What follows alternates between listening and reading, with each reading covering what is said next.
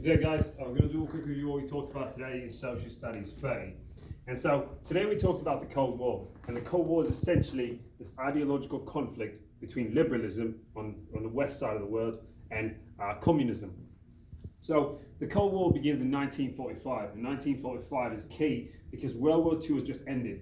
And so what happens is America and the countries of the West, so that's France and Britain and so on, they essentially say that we are going to take over part of Germany, and so they take over West Germany, and the Soviet Union, which is more than just Russia, it's all these other countries of the Eastern Bloc, they essentially take over Western Germany.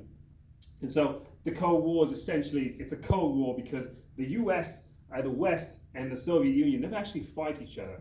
Essentially, it's a battle of ideology, liberalism versus communism. And so we see a lot of reasons for this. There's US-Soviet distrust because historically the United States and Soviet Union did some things to each other, such as the Nazi-Soviet Pact and the White Army during the Civil War, when they started not to trust each other.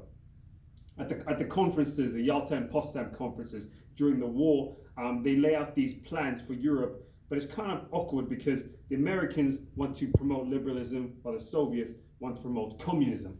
And so there's one city in Europe which essentially embodies this conflict, the city of Berlin. And so if you look over here, I'm going to show you something real quick. It's a terrible drawing. Essentially, we got Germany, and we got East Germany, which is under the Soviet occupation. East Germany. And we got West Germany, which has French, British, and American occupation. And so within East Germany, we got the city of Berlin, which is the capital city of Germany. And Berlin essentially is divided the same way Germany is. And so we have West Berlin, which embraces capitalism, and we have East Berlin, which embraces communism.